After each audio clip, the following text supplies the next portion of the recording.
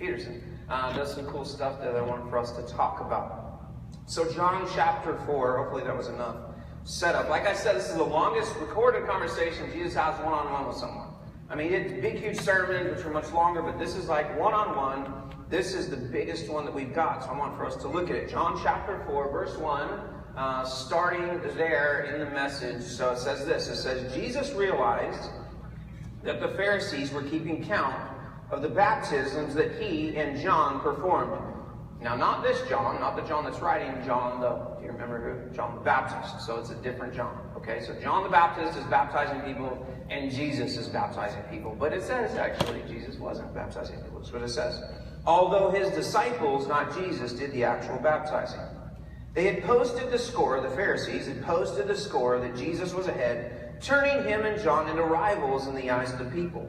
So Jesus left the Judean countryside and went back to Galilee. So Jesus is like, hey, we don't need a rivalry here. We're on the same team. I'm going to move. Okay, I'm going to go down the road. And it says where he goes, continuing verse 4. To get there, he had to pass through Samaria. He came to Sychar, a Samaritan village that bordered the field Jacob had given his son Joseph. Jacob's well was still there. Jesus was worn out by the trip, and he sat down at the well. It was noon. So what I want for us to do, just in that little section, is look at some of those things that, as I was looking at the text, stood out to me. And we're just going to kind of do this chunk by chunk by chunk, and then hopefully and prayerfully God will speak to your heart through the text. It says that Jesus has to travel. Now he's in Judea, which is, if you remember, a few weeks ago we put up this map, okay? And so he's down here, okay, in Judea, which is down here, and he and John the Baptist are ministering and the discipling and all these things.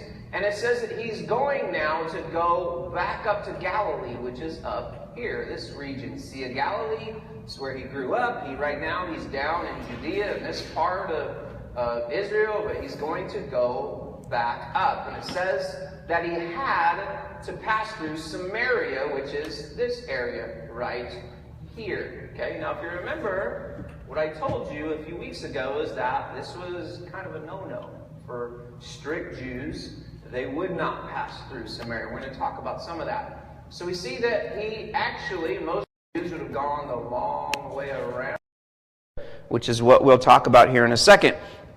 But it says here that he had to pass through Samaria. And it says there, although, what does it say? We're going to get to that a little bit later. Normally, like we talked about a few weeks ago, Jews would never pass through Samaria. Okay? But it says that Jesus passes through there. He had to, in fact, is what it says. Now, this trip from Jerusalem up here to, say, Capernaum, or whatever, somewhere up here, is about 70 miles walking straight. Okay? Can you imagine walking 70 miles? Right? It's a long trip. So, the reality, though, is if a strict Jew did not want to pass through Samaria, which most of them would not have, they would not walk straight from Galilee to Judea. They would walk around this area, all the way around and back here, and it would take them an extra 2.5 days of walking. Okay, so there's some beef, right? There's some beef. Yes! There's some beef between the Jews and the Samaritans, right? Does anyone know what that beef was? Does anyone have a clue what it was? Anybody? So here's the beef. Here's the beef. It just in really kind of simple terms. Samaritans were half-breeds, if you will. Okay? So the nation of Israel was constantly conquered and conquered and conquered.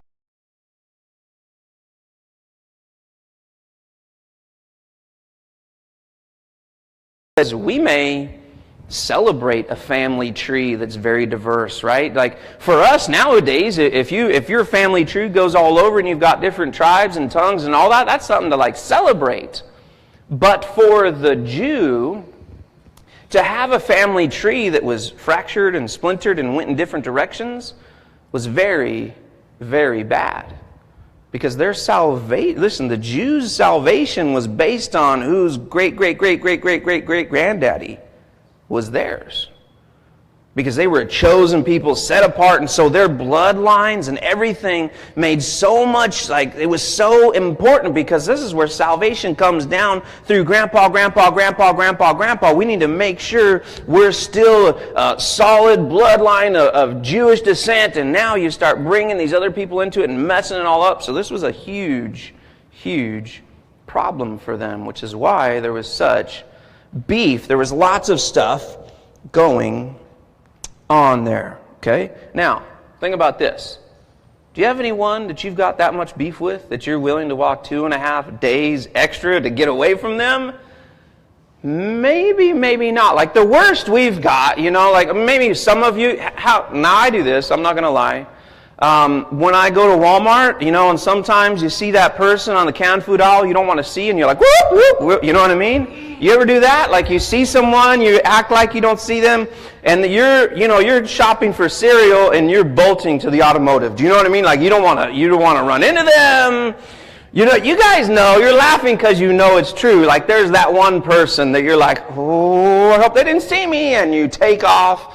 You're shopping in the RV section, you don't even have an RV. Do you know what I mean? But imagine that times 100, right? That's what these guys were literally dealing with. They were enemies. They had attacked each other and all this stuff. This was serious, serious business, and Jesus decides, we're going to go there. We're going to go there. It says that he had to. It says that in the Message. It also says that in many of your other translations. He had to. Well, he didn't really have to, right? Because most Jews didn't.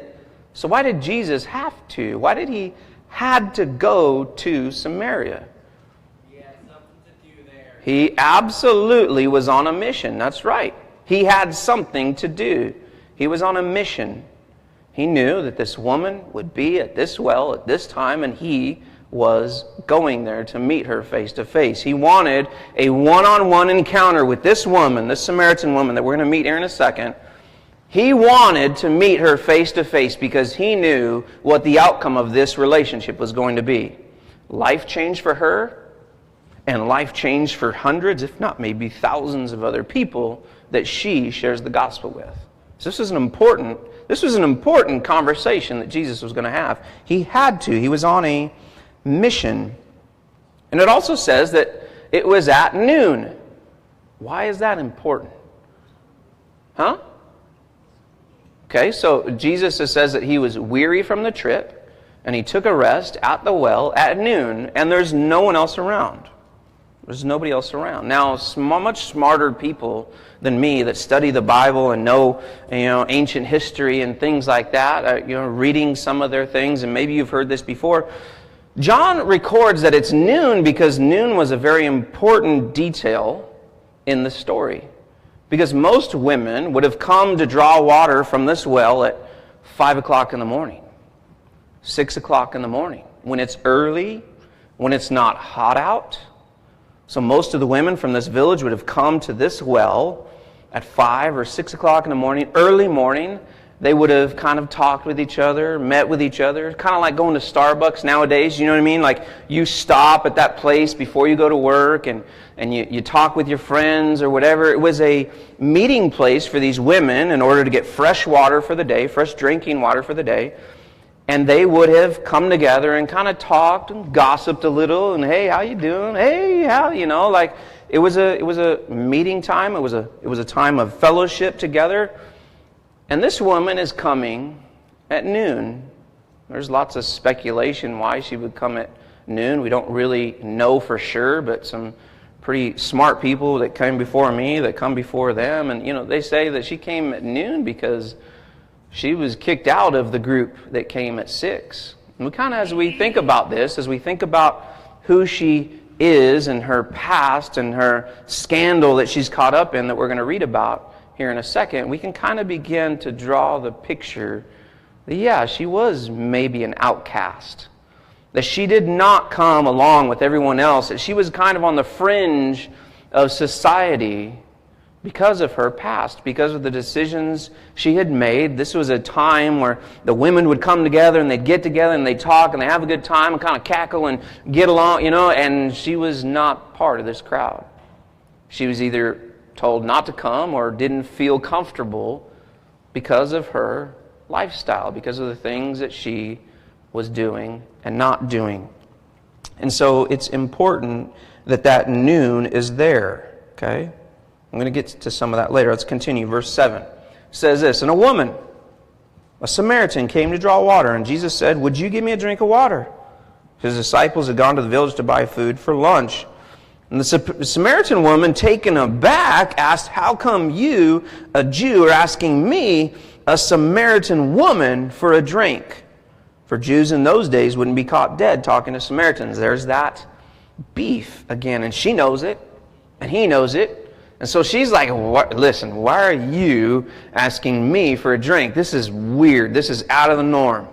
First of all, you shouldn't even be here. Nobody's here normally when I show up at noon. Okay, I come so that way I can come in and get out and get out of here and not be talked to, not be bothered, and all these things." As you can think and imagine, kind of this conversation that goes with this woman. How is it? There's like four things. There are absolutely four walls. There's a big, huge no-no going on here for Jesus. She's like, "Whoa, hold on, that's not right." First of all, there's the gender issue. Okay, first of all, that's a no-no. Religiously, he was not supposed to be with people like that.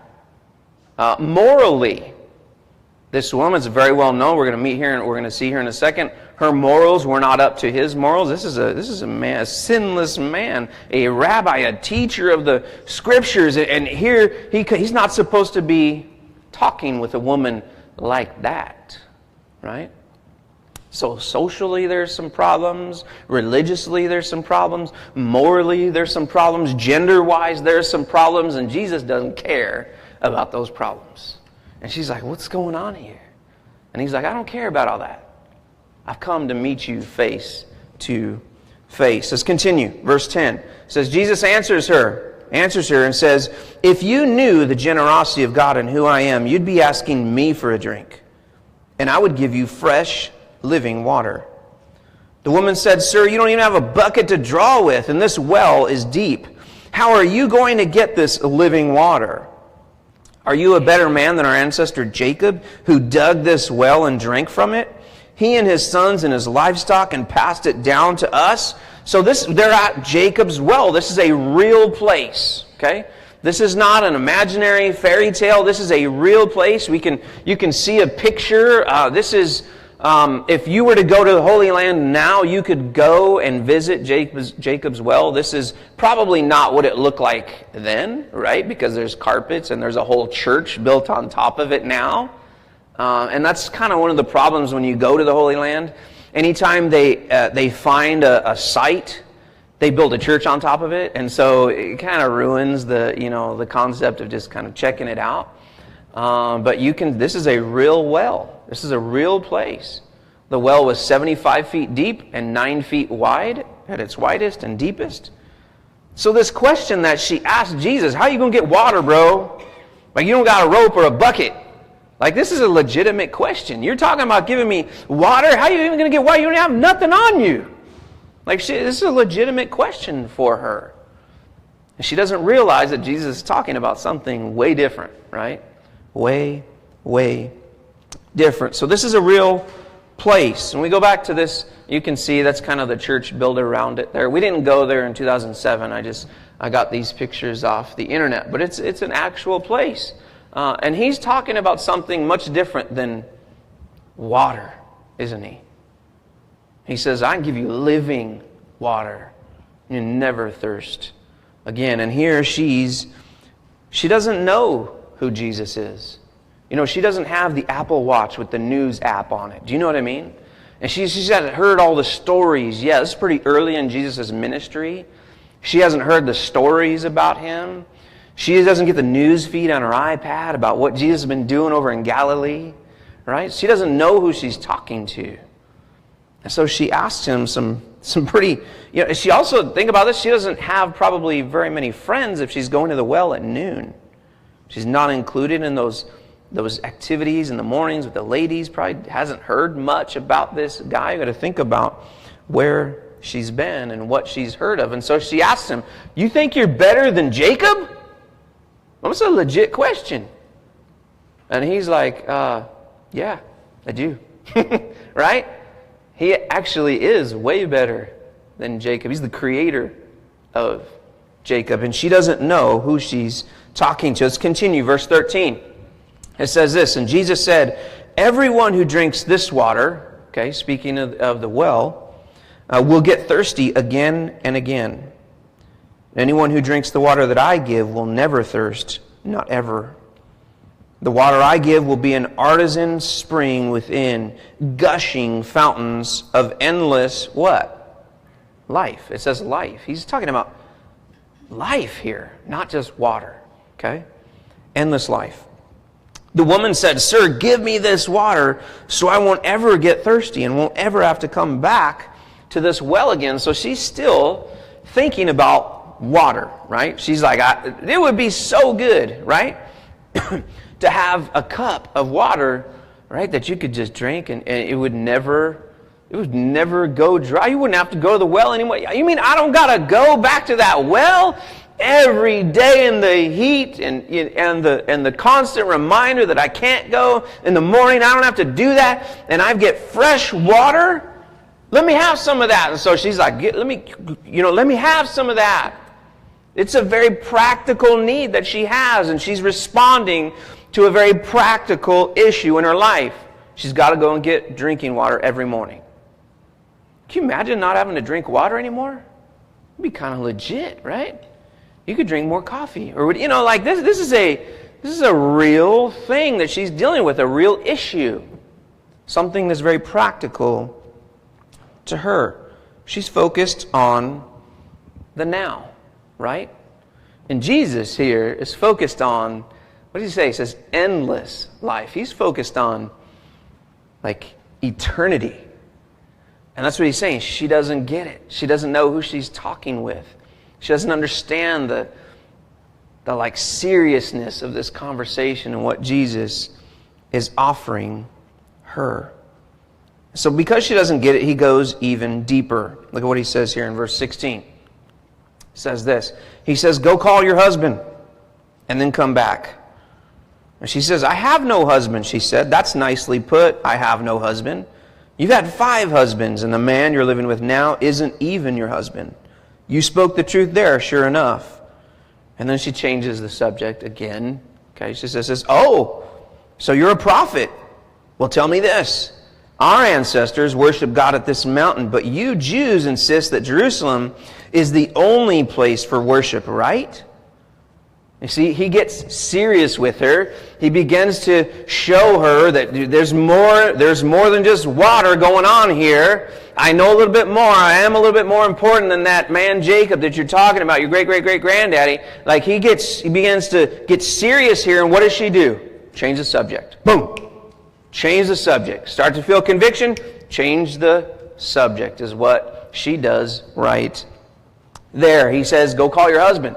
She doesn't even address that issue, does she? She doesn't even address that issue. She's like, "Oh, husband, oh, okay. What about worship? All right? What about, husbands? No, I don't like talking about those. What about worship? Let's talk about worship. You're a godly man. Let's talk about something completely different," right? We tend to do this.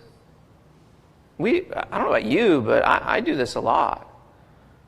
Like God will convict me of something, and He'll tell me, not like audibly, but He'll convict me. I need to change something. Maybe I need to start something or stop something.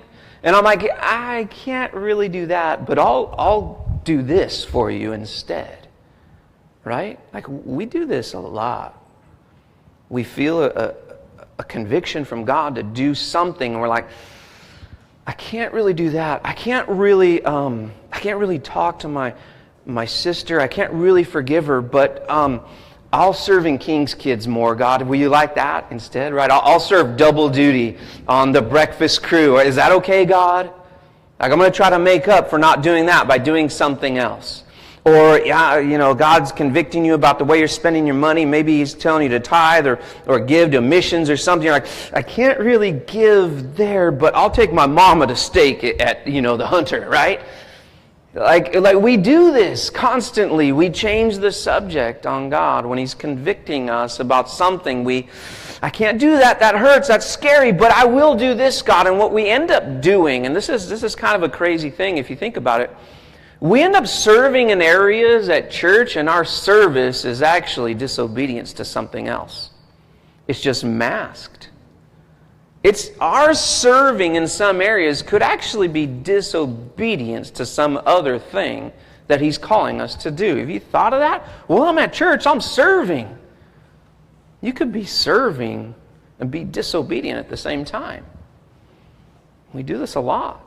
I mean, I do this in my life. I change the subject on God, which is exactly what she does in this situation. So when Jesus focuses on something in our lives, we need to hear it.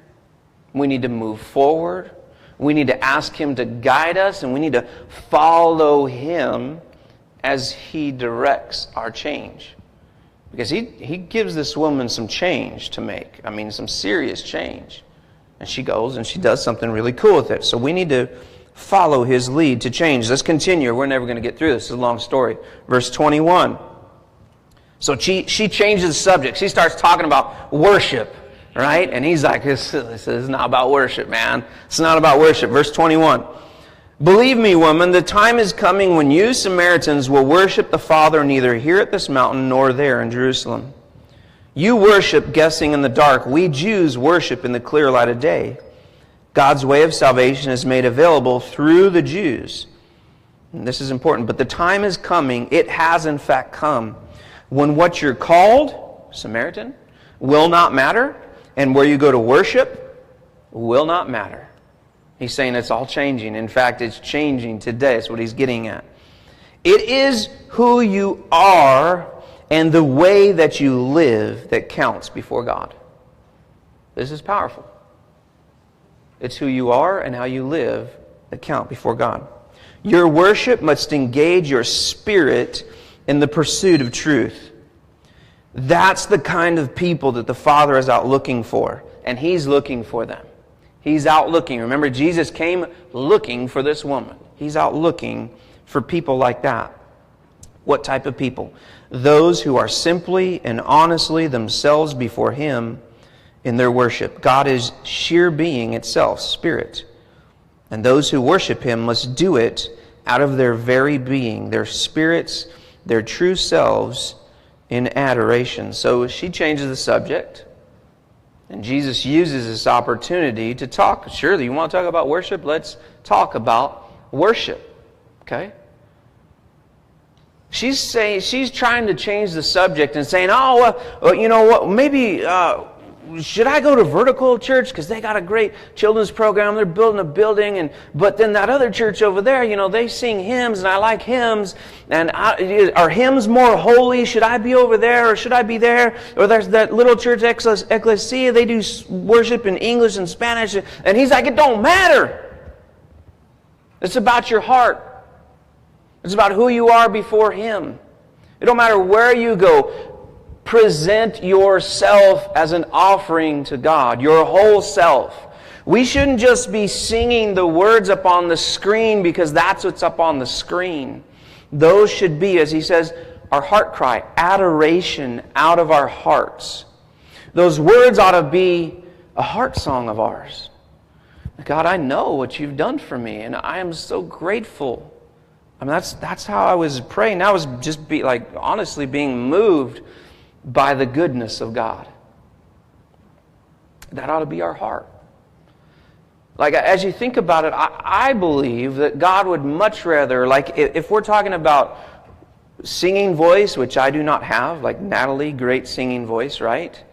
And heart. If you're like an 8 in singing voice and a 2 in heartfelt worship, I think God would rather have an 8 in heartfelt worship and a 2 in singing voice. I think the voice, the crackling, right, voice of the heartfelt worship is music to God's ears. Okay? That's what he's getting at here. It doesn't matter what you sound like. It don't matter how well you play the bass. Thank you, Luis, for playing bass for us today. It's awesome. Right? Listen, it's your heart that matters. So when we think about these songs, this is what Jesus is getting at. It's not about where you worship. And she's talking about different mountains. And I mean, this is a huge conversation that you could get into later. For us, I mean, it's about your heart. He cares about you worshiping with your whole being. And so not just singing songs because that's what we do here, and saying the words and not letting them affect your heart. Our prayer is that your heart would be poured out before Him in worship. And that's what Jesus is getting at here with her. Not because we're supposed to, but because we want to. That's our heart's cry. It says those who worship Him must do it out of their very being, their spirits, their true selves, in adoration. So then we get to this very, very important part. And of course, the woman changes the subject again. I'm not saying all women do this, okay? But this woman certainly changes the subject again here in verse 25. She says, I don't know about that. Like, I don't know about all that. But I do know this. I do know that the Messiah is coming. And when He arrives, we'll get the whole story. And then look at this. I am He. You don't see this very much in the Scriptures, okay? I know the Messiah is coming, and Jesus says, you're looking at Him. Bingo! Surprise! Right? It's me. I am He. You don't have to wait any longer or look any further. It's not too often that in the Scriptures that Jesus affirms His deity, He does in kind of roundabout ways, and sometimes He says it, but He doesn't really say it, and He doesn't say it to their face, and then later they're like, oh! Right here, He's like, listen, I'm the Messiah. You ain't got to look anymore. I'm here. Yoo-hoo! Like, I wonder what her face was like when He said that. Like, was she like dumbfounded, you know what I mean? Or was she like, boy, you crazy? You know, like, I don't know we don't know how she responded. But we know what she did, and so we're confident that she believes, but then you hear her later maybe doubt it a little bit. I don't know. We're going to get into that. So this is really important. She's definitely moved. However she responds, we know that she was moved by it, okay? Because of this part here. We know that she responds in a really awesome way. Verse 27, continuing the story. So he's like, I'm the Messiah. She's like, what? No, yeah. And then it continues. Just then his disciples came back, and they were shocked.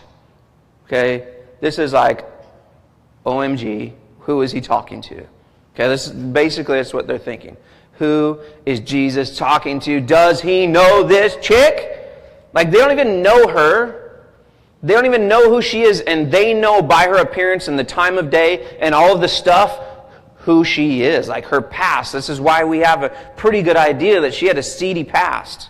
Okay? There was some scandal going on because they didn't know this woman, and all of a sudden, like, who is he talking to? Check it out. Look what he says. His disciples came back. They were shocked. They couldn't believe he was talking to that kind of woman. Look at that. That kind of woman. Now, it's interesting to me that this is early in Jesus' ministry. So the disciples eventually got used to him talking to that kind of woman. Because we know in the Scriptures that Jesus constantly was hanging out with tax collectors and sinners and drunkards and prostitutes and all of those kind of people. And so this is something that eventually they got used to. But this is pretty early in his ministry, and they haven't been exposed too much of what he had been doing. So maybe this is, one of those first times they're like, right? One of those breath moments for them where they're surprised. And look what it says. It says, no one said what they were thinking, but their faces showed it. Any of you had that problem before? You're trying to hide the surprise or the whatever, or the terror, or the disgust, or whatever, and you're like, oh, good on you, man. You know what I mean? Like, Lori had to do that early in our marriage a lot with me when I would do things, dumb things. Still has to do that sometimes. But your kids, kids say the really honest stuff, and, you're in Walmart, look at that guy, and you're like, oh my gosh, you're trying to hide it and trying to, that's like what their face was. They're like, oh, hey, just awkward, really, really awkward in this moment. Verse 28, and it says the woman took the hint and left. She get it. She saw their faces. She's like, oh, okay, I get it. Yeah, you can't hide. You can't hide it. You're not too good liars. And it says she left. In her confusion, she left her water pot. And back in the village, she told the people, come see a man who knew all about the things I did, who knows me inside and out. Now that's powerful for this woman, who knows me inside and out. And then look what she says. Do you think this could be the Messiah? Like, I love it. He just said he was, and she's like, do you think it could be him? Like, I don't get it. I don't really understand. Was this like her way of saying, because like if you go to a bunch of people and you say, I found the Messiah, they're like, oh girl, you crazy, right? Like, get out of here. Just probably dismiss her. So maybe this was like a tactic. Come and see, like, maybe it's him. Let's just investigate. I don't know. But it's so funny to me that she says, do you think this could be the Messiah? And it says, and then they went out to see for themselves. So this woman has this encounter with Jesus. He's talking about all kinds of stuff that she doesn't understand. But what she does know is he knows her inside and out. And then she goes and tells everyone about him. Says, come and see him. Come and hear him teach. Come and meet him for yourselves. She becomes, one of the first evangelists in the New Testament. I mean, not the first, but one of the first. She goes and shares the message that Jesus had with her with a bunch of people. That these are the same people that she avoided every day, right? Like, think about that. Same people that gossiped about her every day, same people that knew who she was, that knew the lifestyle she led. She's been changed by Jesus, and she wants them to experience that same type of life change. This is powerful. It's powerful that she goes and talks to these people who, some of them, were most likely some of her enemies, that made her life hard. Gossiped about her, talked about her, did these different things. It should be our response too, though. That when we meet Jesus face to face, and some of you have, if you've experienced him on a real level, that it ought to be our response to go and tell people about that as well. When you've received the gift of salvation and he's changed your life and he's forgiven you and he's blown your world up in a good way, like, it ought to be something that we go and say, hey neighbor, I want you to experience that same thing I experienced. That's what she's saying. She's, come and see. Like, that ought to be our response as well, right? That ought to be our response, to go to our friends and our neighbors, and even for her, even her enemies, to go say, come and see this Jesus. Maybe he's the Messiah. All I know is he's changed my life. He knows me inside and out. And she wasn't going to give him the 10 points of a sermon. She's just saying, come and see Jesus. And let Jesus do what he's done for me, for you.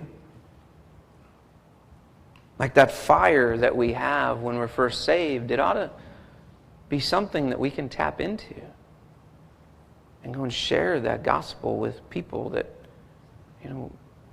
that need to hear it. Now, some of us, there's a few of us that went on the DR trip, and for those of us that went door to door during the days, we're talking to hundreds of people about Jesus. And it was so easy. I'm not going to lie to you. Like, so easy. Because everyone's sitting outside. Like, they're not in their air. Here, you go walk the neighborhood right now. See how many people are outside, right? Think about it. They're all in their air conditioning, watching whatever's on what's on Sunday mornings? I don't even know. NASCAR. Yeah, they're all watching NASCAR or football or whatever on Sunday morning in their air conditioning. It's hard, okay? It's much harder here to share the gospel than in the DR, because everyone's sitting down on their porch hoping a cool breeze flows by because there's no air conditioning. and it's like 185 degrees, right, with 220% humidity. It's crazy hot, you know what I mean? And they're sitting on their porch there like this, and you get to walk by and you say, hey, and they go, hey, white boy, what's up? Why are you here? And you're like, now I have to share, right? I mean, it's crazy what happens in the DR. It's so easy, and like we had this experience where we all came back and said, man, we need to take this home. And I'm going to be honest, it's very, very much more, how do I even say that? Way more difficult here.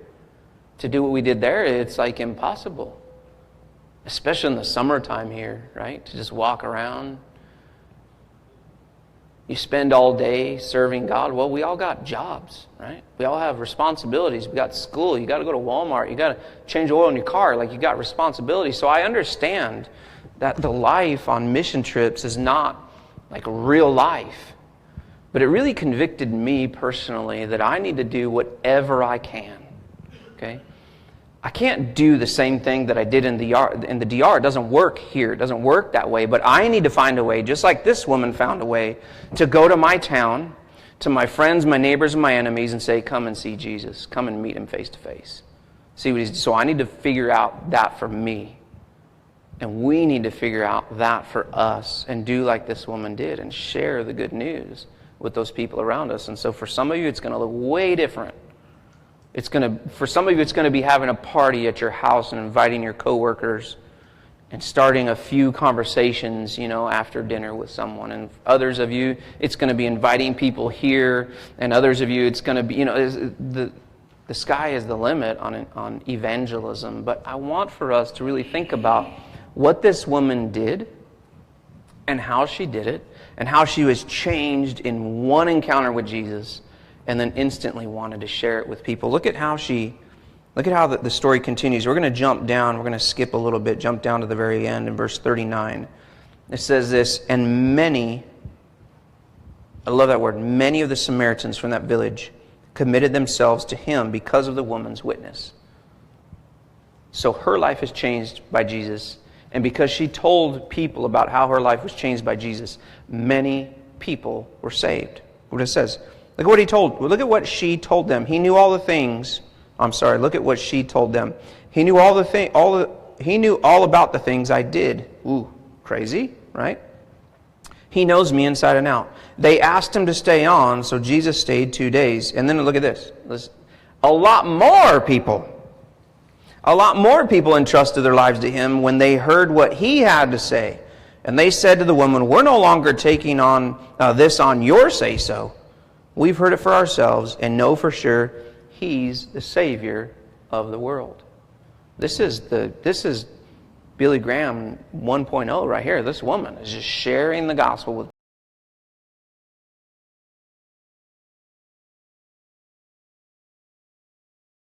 eternity, because this woman was willing to share her story. And so just a few thoughts as we close, and I've got like 2 minutes. So worship team, you guys can come forward. I just want to think about this for a second.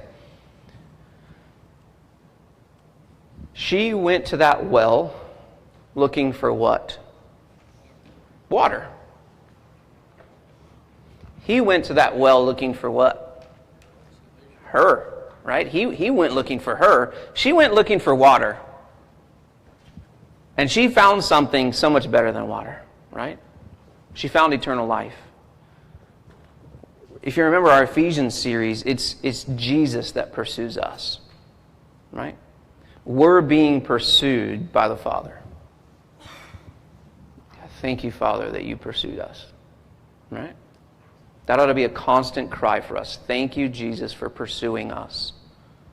It's not what we've done. It's not, listen, she didn't go there looking for him. He went there looking for her.